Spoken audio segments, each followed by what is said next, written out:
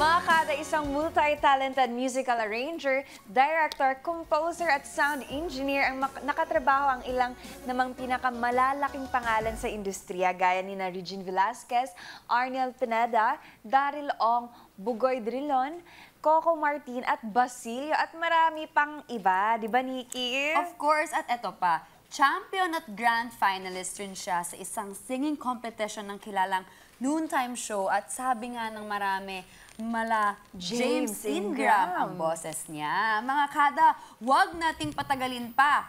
Let's give it up for H. Abando and the Glass of Hearts.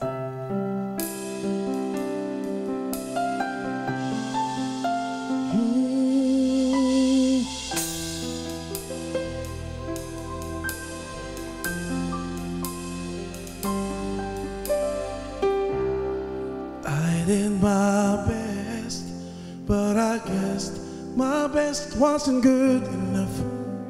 'Cause here we are back where we were before. Seems that nothing ever changes. We're back to being strangers, wondering if we ought to stay.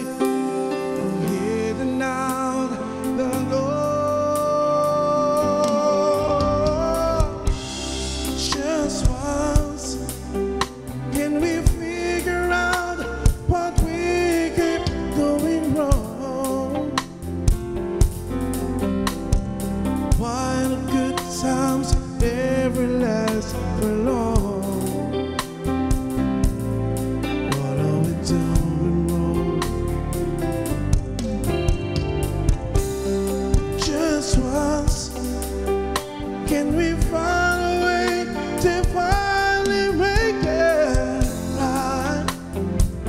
Oh, to make the magic last for more than just one night. If we could just get to it, I know we could break through it.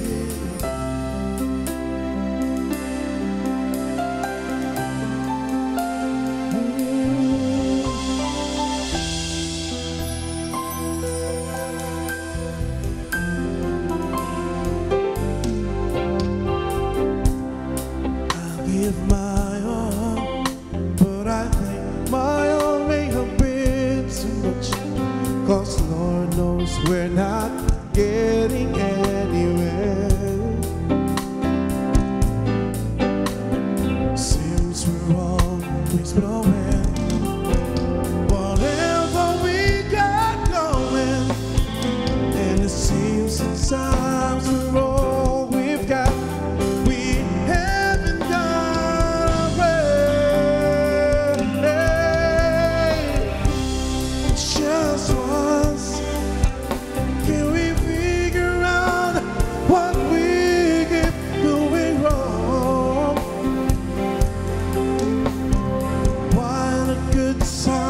Never last for long. What are we doing wrong? Just once, can we find a way to finally make it right? Oh, to make the magic last for more than just one night. I know we could break through it if we could just get to it just once. I want to understand why it always comes back to goodbye.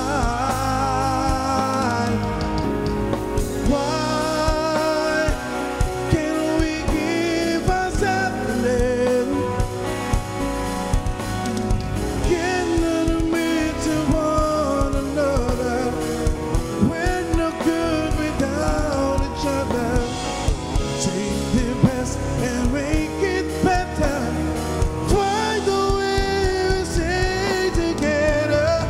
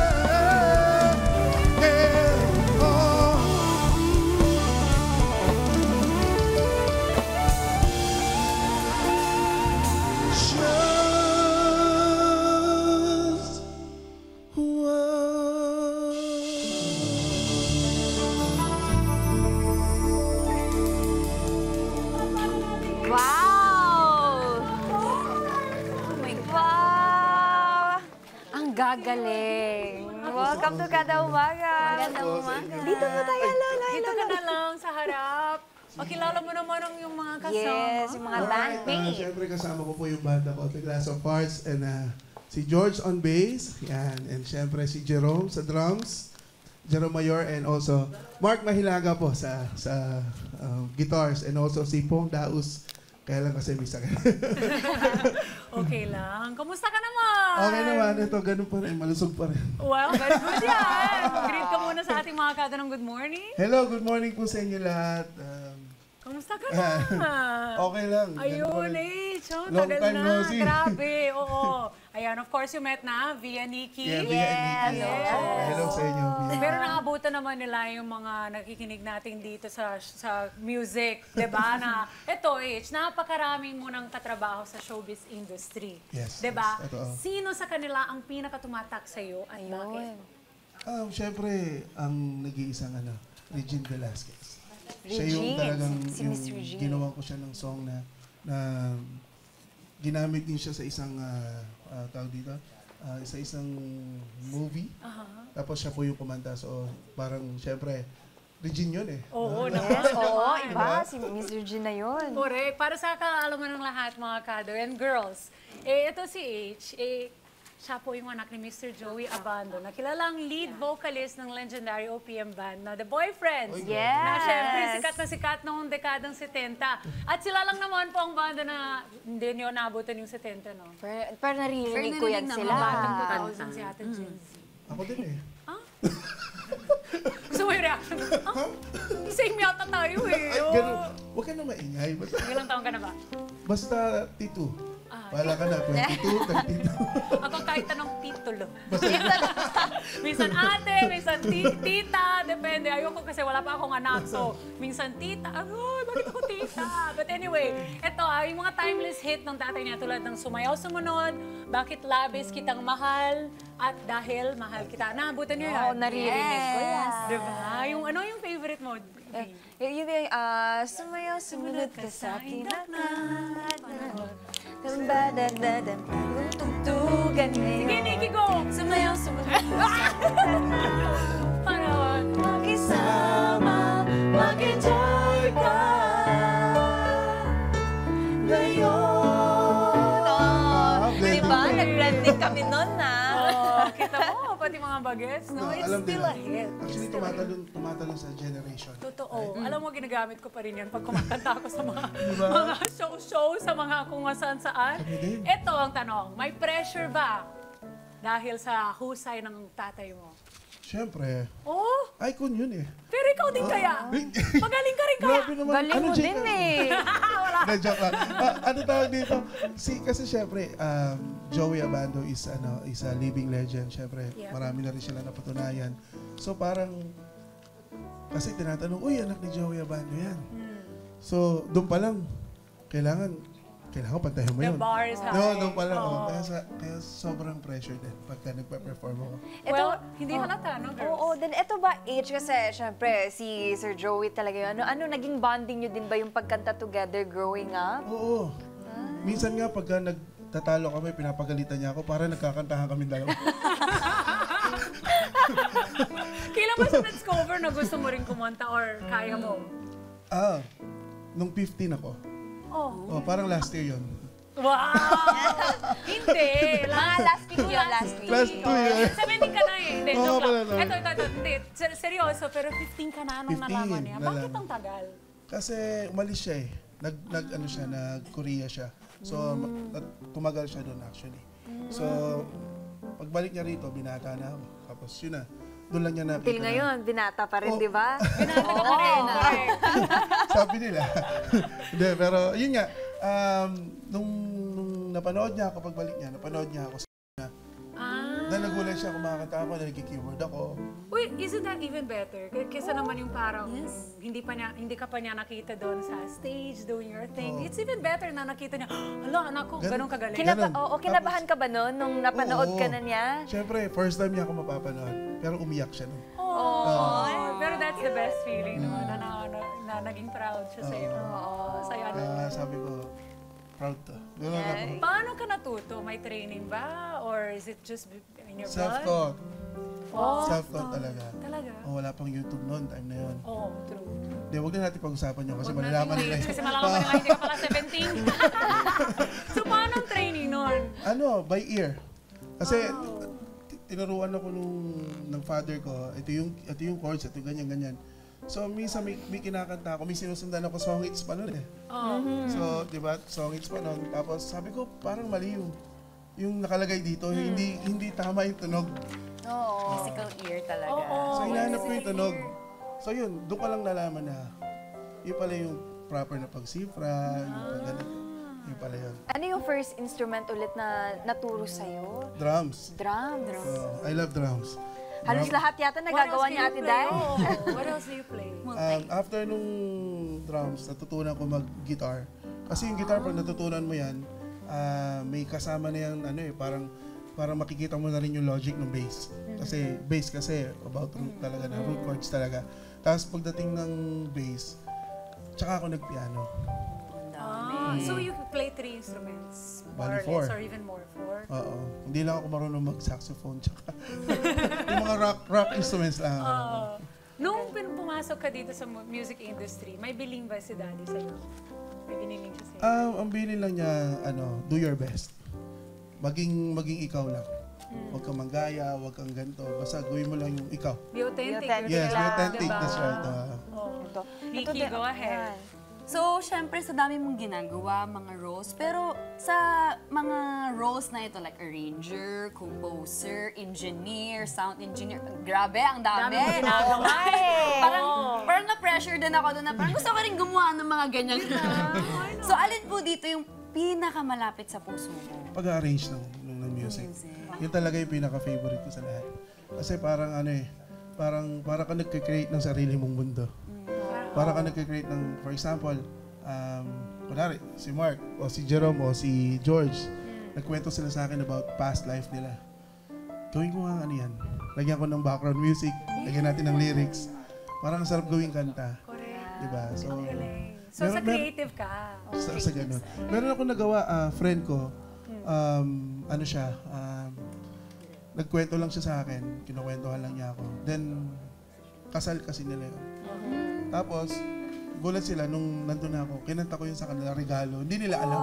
Ang ganda nun. Ang ganda niya. Yung story nila, ginawa ko song. Alam mo, gusto ko yung super lawak ng mga naiisip nila sa music na sasabihin mo lang through story and then siya na bahala. Yeah. It's such a wonderful idea and sobrang nakaka-believe talaga yung mga gano'n. Minsan, pag ako nakakarinig ng mga gano'n, naiiyak ako. Oo, di ba? Kasi iba kasi yung expression mo doon. Tsaka it's an outlet, di ba? If you cry, or if matuwa ka, or if sumasabay ka sa kanta kahit sintonado, it's still an emotion you're putting out. It's a way to release something, Yes, di ba? yes. It connects people also. Yes, Uy, correct. pinagdaanan ko rin yan. Ito yung kanta ko gusto Yung ko, nangyari di din ba? pala sa iyan. Oo, di ba? Paano naman nabuo ang The Glass of Hearts? Yan. Sila lahat. Ano inspirasyon? Actually, ang Glass of Hearts, kaya nabuo yan. Kasi isa yung namin. Isa yung goal namin. Actually, magkakaibigan kami. Magkakumpare, di ba? Babardado kayo. Sabihin nyo, oo. Paano pag ikaw na uy, friendship over agad? Ano ba yun? Yun, doon kami nabuo. Tapos, then it came Bakit out na the title? Glass of Glass of Oo Heart. nga, Kasi bakit yung Glass first of Heart? vocalist namin, ang pangalan niya, Sol Glass. Yeah, he is a former member of South Border also. So yung heart, it represent letter H. That's me. So kami yung Glass of Hearts. So kaya siya nabuo. Nice. Galing. So nice. Nung parang talaga yung creativity. Grabe, May creative juice. Yung glass, yung baso, Oh, sila yun. sila. Sila yun. Sila yung Glass of nagsusupport sa amin. Kasi kung di dahil, kung wala itong mga kasama ko, mga kabanda ko, hindi rin magtatakbo yung vocalist eh. So parang wala din. And pag kung glass sila, fragile sila. Fragile sila. Bawal mabasag yung mga yan. Bawal sila mabasa. Wow! Bawal natin sila, dapat lang sila, in balance always, di ba? Bawal mahugot. Ito, paano na iba naman? I'm proud. Proud ako na sila yung mga band members ko. Yes. How long you guys have been together with the band? As a band? Ay, grabe years. naman. Wala. Mga 4 years na, no? 4 years, 5 years ka na. 4 years, 5 Tagal-tagal years. na Teenager ka lang nagsimula na with Oo. them, ha? Bali, ilang taon ako Kailan na. lang yun, no? 17 ka na ngayon, so 17. 12 13 ka ako na nun. magsimula. Kailan lang yun, H? Oo. Paano naman ang iba ang music nyo sa mga ibang banda ngayon? Alam mo naman ngayon, iba, no? Like Yes. they sing differently also. Actually, we still represent 90s vibes. Mm-hmm. Pero ano na siya? Modern sound. Modernized 90s. Modernized, no? yes, ganun. Parang ganon ang feeling. Kasi like, remember one of these days, dito sa Kada Umaga, we had this Kada OK. And then we were Yes. trying to sing an OPM song, remember? Yes. Natin Mama P tried it. And I was telling Mama P, iba na yung mga bata magsulat ngayon. Oo. Kaya nila, parang yung syllables, hinihiwalay. Ganon. Dati panahon, hindi natin ginagawa yun. Binibirit lang. Tama, diba? tama, tama. Yun, hinihiwalay. Sabi ko, wala, iba. Kaya, ang galing din. Iba, Very creative, iba. diba? Iba rin yung mga music ngayon. Actually. Pero kasi, yung 90s vibes and 80s vibes, iba rin kasi yung tagos dun sa puso eh. Kayo yung pege. Diba? Totoo, diba yung music ngayon parang recycled of something. Correct, past. correct. Diba? Tama, Iba tama. pa Yun rin yung talaga. Correct. Anong pakiramdam na madami nang nag-appreciate ng talent mo? At sabi pa nung iba, Ayan na. parang ka daw si James. James Ingram. Ingram. Ano Grabe ba naman. masasabi mo dun, H? Grabe naman. Anong number nyo? Baka joke lang. Wala akong hindi dyan tawanan. Wala, sorry. Hindi, syempre, nakakatuwa rin naman na na-recognize ako. Syempre, lahat naman ng artist pinangarap na makilala, lahat ng mga musikero na makilala yung craft, makilala yung yung kung ano yung gusto mong iparating sa kanila. Then, nung sumali ako doon, actually yung interview sa akin noon, ano na yung pakiramdam mo? Kasi dati behind the ka lang lagi. Behind the scene ka lang lagi, ikaw yung nag-arreglo, ikaw yung nag-compose. Ngayon, ikaw na yung nandiyan sa harapan. So, Anong pakiramdam? ang saya. Mas prefer mo talaga yan. Hindi, kasi, parang nung time na yun, nakakagulat din, syempre. Parang kinabahan din ako. Ito pa nga, Ate Day, may balita kami na may original song ka daw. Tama yung original. Ay, tama yung original. Tama yung balita. Tama yung original. Tama yung balita. Tama? Hindi, actually, Kwento mo. Itong song na to, isa rin sa mga kwento ng mga kaibigan ko. Kasi palagi siyang, lahat naman ng mga boys, lagi naman, kumbaga sinusunod yung asawa namin, di ba? So, Tama naman. minsan, lugi ako lang lalaki. Hindi, joke lang. Tawag dito, so parang may hininangin siya, hinanakit siya sa Nanakit. na lagi nila ikaw sinusunod ko. Ako naman this time. Pakinggan mo naman ako. Ayun. Interesting. So, kailan naman maging kwento mo naman yung kanta? Like, Oo story. nga, para may Sa mga malaman namin yung kaibigan. hugot. Yes. yun, tungkol siya sa yung meron siyang parang naliligaw kasi siya dito. Pero yung ligaw niya na parang pinapaasa siya. So parang lagi siyang sunod-sunuran na lang sa kanya, ganon. Kasi nga parang nag-take advantage naman yung nililigawan niya. Tapos parang sabi niya, ako naman. Yes. Kasi alam naman niya na mahal kita kahit walang kapalit. Parang ganon. So nandun yun sa... Gusto ko marinig na talaga yan. Ako din, ang dami matutuwa at makarelate dyan. Kaya para updated lang yung mga kada nating bago ka kumanta, ano mang social media accounts ninyo? Yes, syempre meron kaming may page H Abando sa TikTok, ganun din po, and also sa YouTube and sa Instagram, and meron din po kaming Facebook page, kami po Glass of Hearts, nandun din po, updated po siya. So, Nandun yung mga gigs niyo? yung mga gigs, yung mga schedules, yung mga Ayan. nangyayari, mga videos, nandun din po. Awesome. Aabangan namin yan, Opo. of course. Thank you for joining us today, Salamat, H. Abando, salamat, and salamat. with the Glass of Hearts. Good luck sa inyong musical journey. Yes, maraming salamat, H. And syempre mga kada, nakwento na nga niya sa atin yung original song niya. Na kaya naman, kailangan natin pakinggan yan. Kaya mga kada, to perform his original song, Ako Naman. Let's give it up once more for H. Abando and the Glass of Hearts.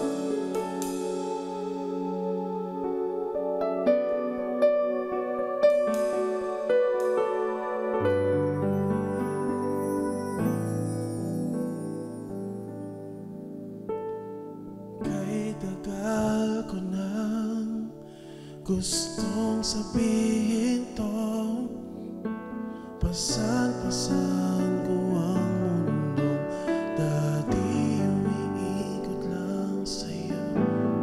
Kay tagal ko rin naging sunod-sunuran sa'yo.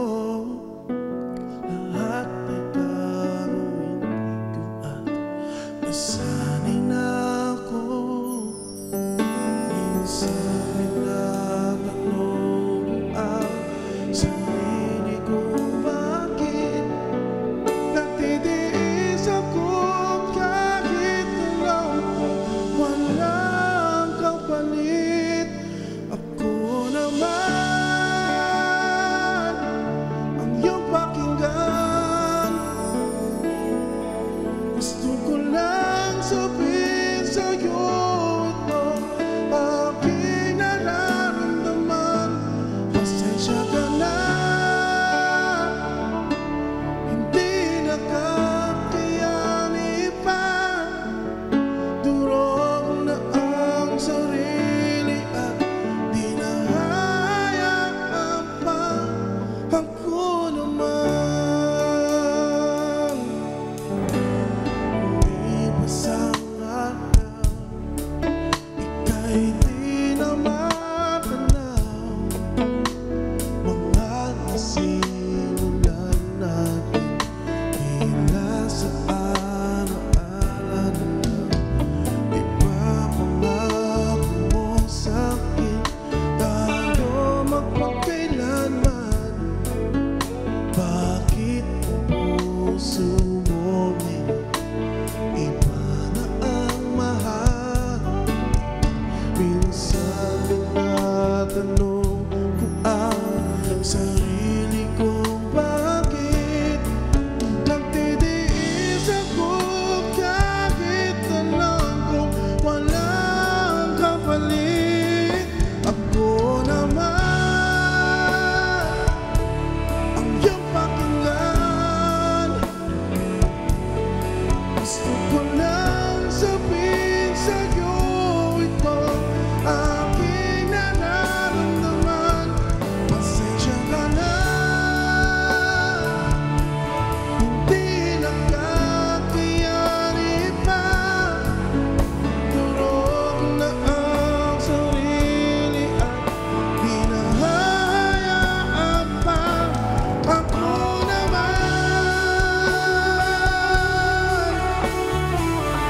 oh, oh.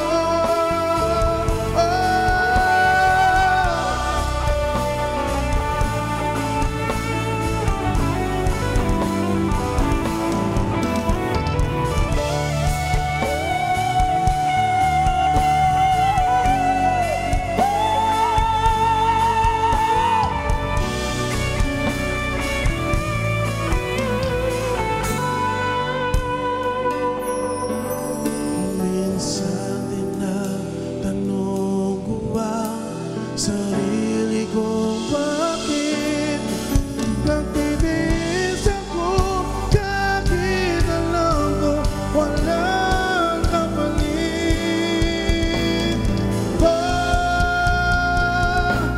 Ako naman ang iyong pakinggan. Gusto ko lang sabihin sa'yo ito, aking nararamdaman. Pasensya ka na, hindi na kakayanin pa. Durog na ang sarili at di na hayaan pa. Ako naman, oh,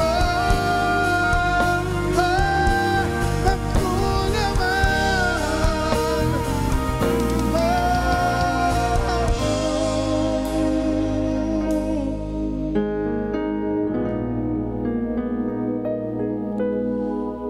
ako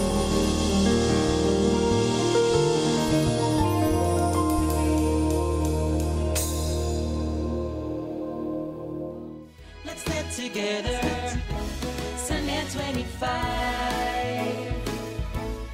minsan 25